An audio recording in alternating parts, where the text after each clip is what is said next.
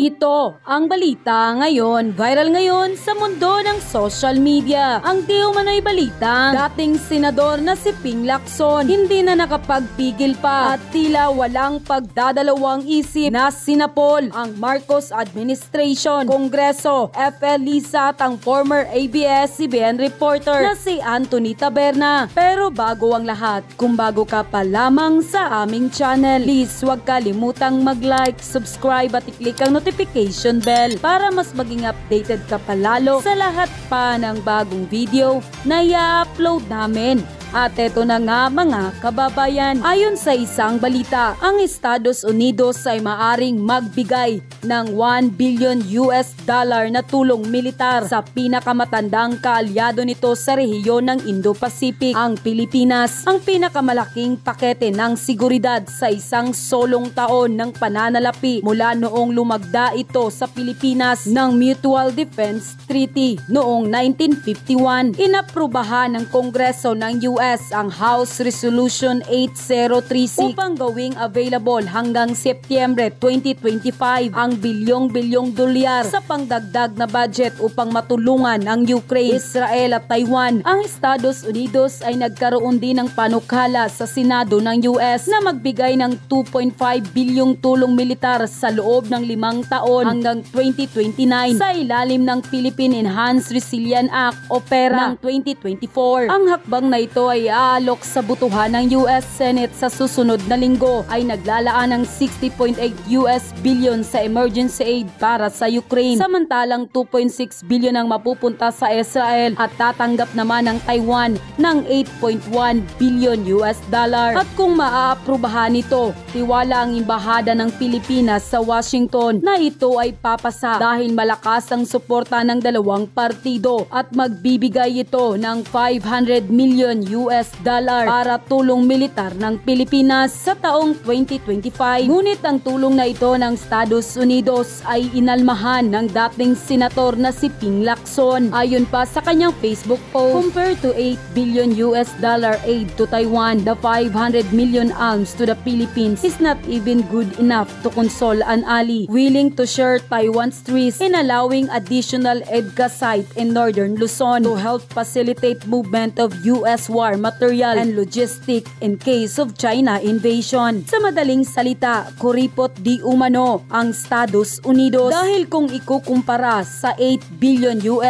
na tulong ng US sa Taiwan, ang $500 million na limos ng Pilipinas ay hindi pa rin sapat upang aliwin ang isang kaalyado na handa umanong ibahagi ang mga panganib ng Taiwan sa pagpayag ng Pilipinas sa karagdagang mga site ng EDCA sa Northern Luzon upang makatulong na mapadali ang paggalaw ng mga kagamitang pangdigma at logistic ng US kung sakaling may pagsalakay ng China. Kaya matindi na lamang ang pagkadismaya ng dating senador na si Pampilo Lacson sa $500 million military assistant na inaprubahan ng United States House of Representatives para sa Pilipinas sa gitna ng tumitinding tensyon ngayon sa South China Sea. Binigyan din ng dating senador, "There is no feeling of entitlement here, only self-respect." End quote. Gayunpaman nagpasalamat ang dating senador kay Representative Darrell Issa sa kanyang symbolic amendment para maambunan ang Pilipinas kahit $500 million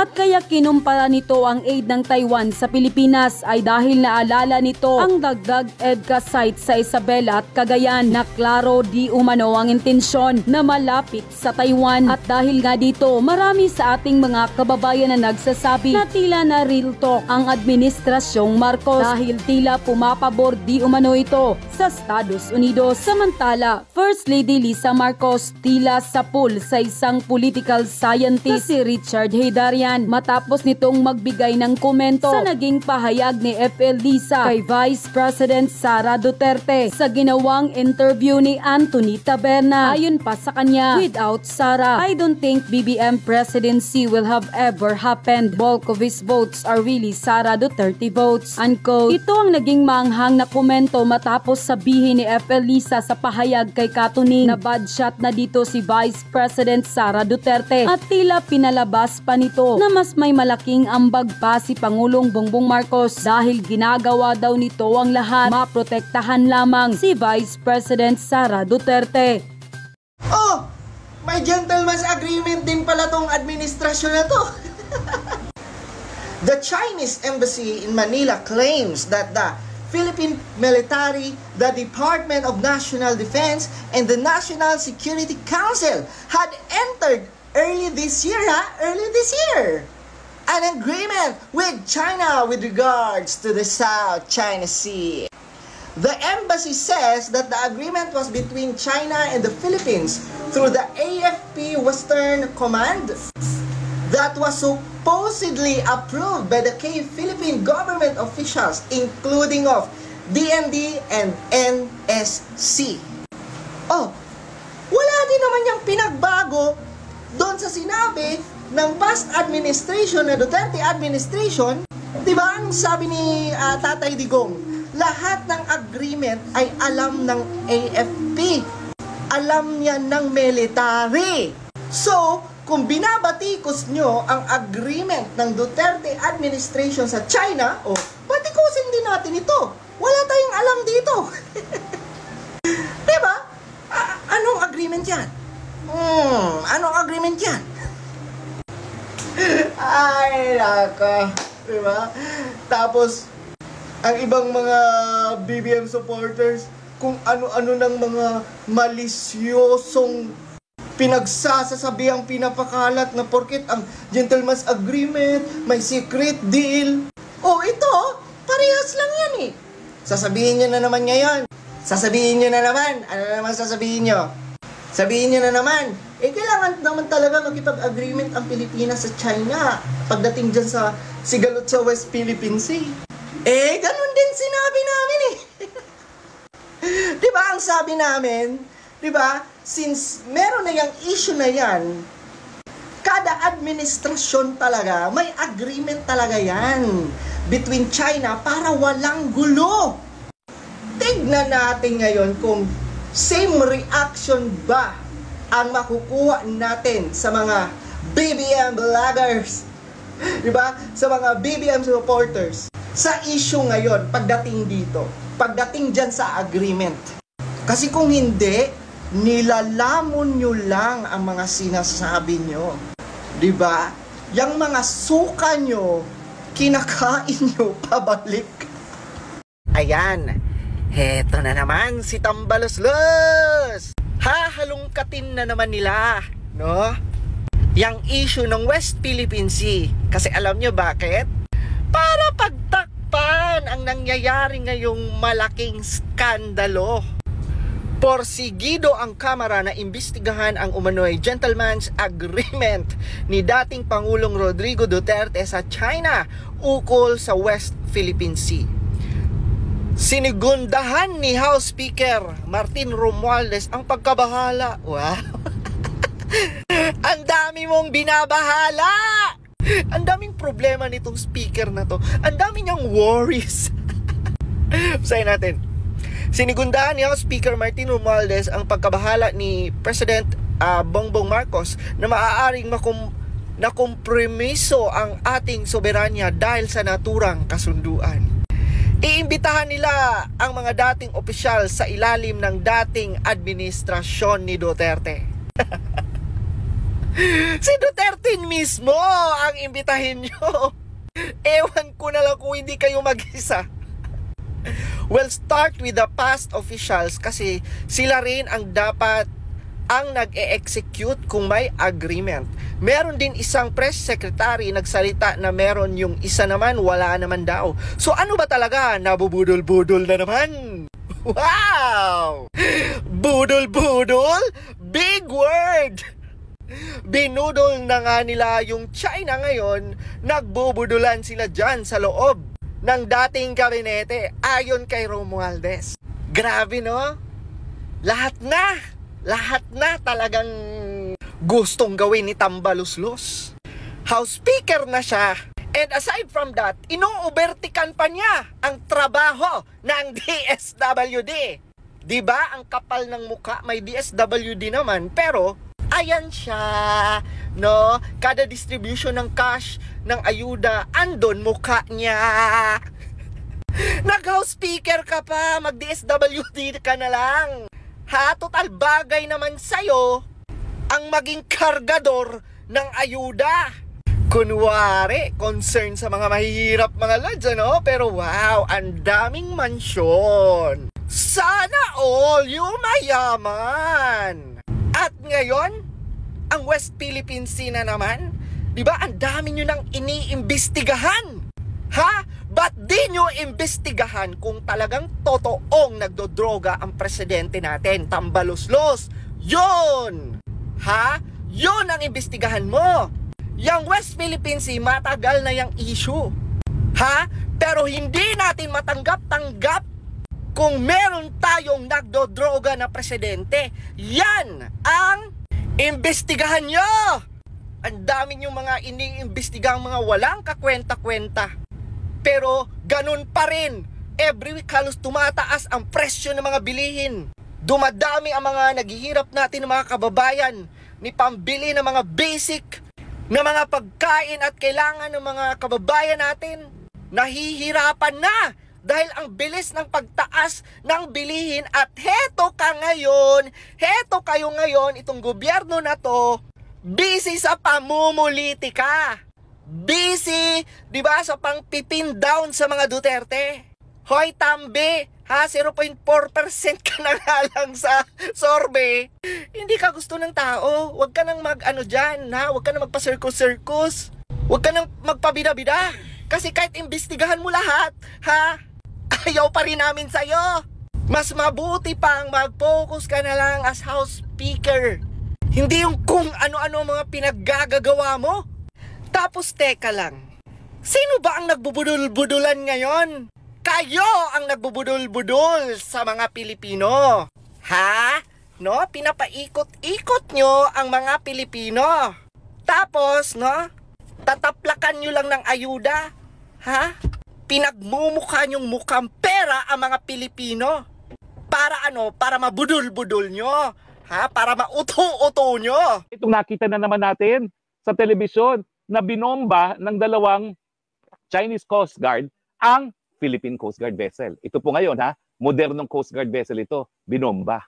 Ang tanong, bakit ba nagpapabomba lang yung ating Coast Guard? Hindi naman ito civilian vessel. Bakit hindi man lang sila gumante?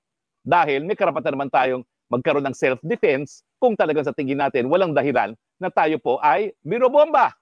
Well, ayan po, pinuputakti na ang napakaingay ng spokesperson ni Tariela. Bakit nga ba hindi man lang kayo gumante? Ano bang gusto nyo? Magpakaawa lang? Magmukhang kawawa ang Pilipino? Masakit po talaga na makita natin na yun ang water cannon yung mga kababayan natin.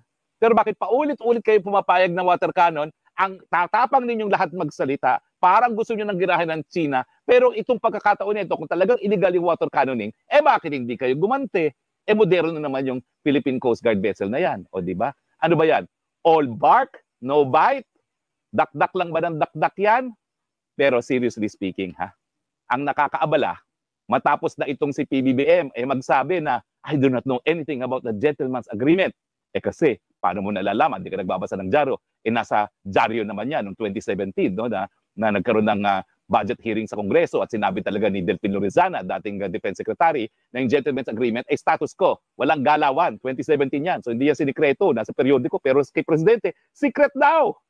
Kasi siguro, hindi nagbabasa ng dyaryo. Alam nyo naman, talaga namang wala siyang inclination siguro sa mga pagbabasa dyan dahil nga hindi naman niya natapos ang kolehiyo. No?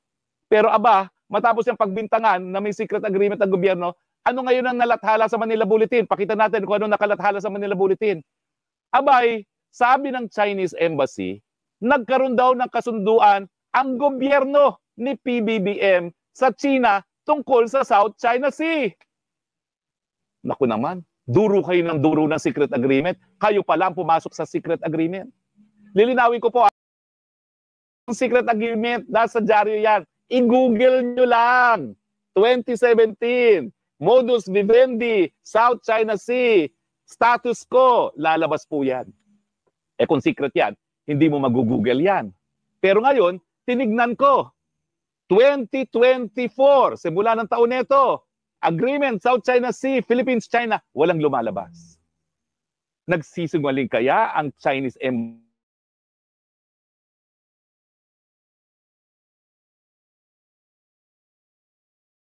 DND at ng National Security Council? Siguro hindi naman. At syempre, bagamat hindi pa natin alam kung ano itong kasunduan na ito na sana ay busisiin ng Kongreso.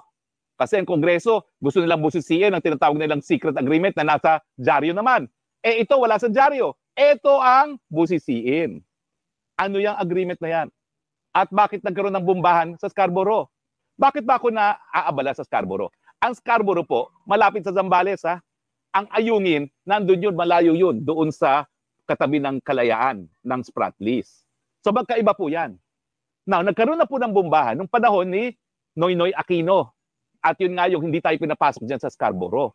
Pero yung mga bombahan ngayon, yung water cannon, nangyayari po yan sa Ayungin dahil nagde-deliver nga ng supply doon sa Sierra Madre. So nagtataka ako, bakit ang tagal-tagal nang walang water cannon incident sa Scarborough, bakit nagkaroon ngayon? At yan nga ang lumabas. Ayon sa Manila Bulletin, para nagkaroon ng kasunduan, gobyerno na po ni Ferdinand Marcos Jr. at mukhang hindi sumunod sa kasunduan ang gobyerno ni Presidente Marcos Jr. So, ang suma total, alam nyo, naintindihan ko na dapat hindi dinidiskuso sa publiko itong mga foreign policy na ito, no? Pero dahil mahilig sila magbintang sa secret agreement, ngayon, sabi ng China, may agreement kami sa administrasyon ni Marcos Jr. na mukhang ito ang dahilan kung bakit nagkabombahan sa Scarborough na matagal nang hindi nangyayari. Eh siguro, dapat isa publiko na ni Presidente ano yung pinagkasunduan nila. Dahil ulitin ko po ha, si Duterte hindi style na mag-secret-secret. Napaka-transparent po niyan. Nasa dyaryo lahat. Sabi nila, secret, iba yung 19 zona ni Presidente Duterte, lahat yun, dinitali niya. Yung status quo agreement na yan at kung bakit ayaw niya magkagera.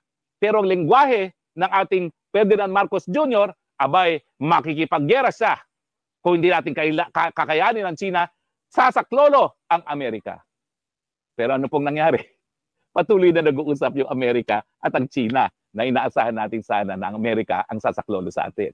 Mukhang pag nagkagulo at nagkagera, tayo lang ang haharap sa mga Chino. At yan ang ayaw sanang mangyari ni Presidente Duterte. Alam niyo yung aking dating among yon? Lahat ng namamatay na sundalo at pulis pinupuntahan. At hindi ko maintindihan.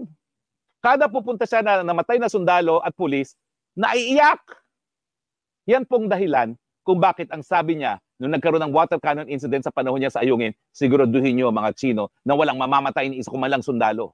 Dahil ang turing niya sa kasundaluhan niya na dinoble niya ang sweldo parang mga anak niya. Napapaiyak po siya kada punta niya sa lamay ng sundalong nasawi. At yan po dahilan kung bakit ginawa ni Presidente Duterte ang lahat na dapat gawin para nga makaiwas sa giyera na ikamamatay ng mga Pilipino. At siyempre, dahil umiwas naman siya sa gulo, ano nangyari? Umusbong ang pangangapital ng mga Chino. Siguro sa isang broadcast natin, ididetali natin kung gano'ng kataas yung mga nag-investments ng Chinese nung nagkaroon ng kapayapaan sa panig ng Pilipinas at ng China. Umusbong din ang kalakalan. At napakadami po mga turista na dumating sa Pilipinas. Eh ngayon po, kung tatanungin yung mga Chino, walang pupunta rito dahil tinatawag natin ng National Security Council, yung mga estudyanteng mga Chino, threat to national security. Eh kung ikaw ay turista, gagastos ka ba sa isang bansa na tinuturing ka na threat to national security? Siyempre hindi. Hay nako, buhay-buhay nga naman pala. Kaya nga di ba sinasabi nila, huwag ka manduro. Kasi pag ikaw nanduro, may isang daliri na nakatutok doon sa tinuturo mo, 4 na daliri nakaturo sa'yo. Ang sinasabing secret agreement ni Duterte na nasa pahayagan naman, na hindi pala talaga secret, na nagbunga ng kapayapaan, na pinupulaan. Pero ngayon, meron palang secret agreement ang PBBM na dahilan na matagal nang hindi nangyayari ang bombahan sa Scarborough ay nangyari muli. Ano kaya yung secret agreement na iyan? Abangan po natin yan. At dahil meron naman tayong karapatan, dahil mahilig sila pumula sa iba, tignan natin kung mas epektibo naman ang kanilang gawain. At yun na nga mga kababayan, ano na ang masasabi mo? Kung mayroon kayong hinaing at komento patungkol sa balitang ito, please comment down below. Pag-uusapan natin yan sa comment section.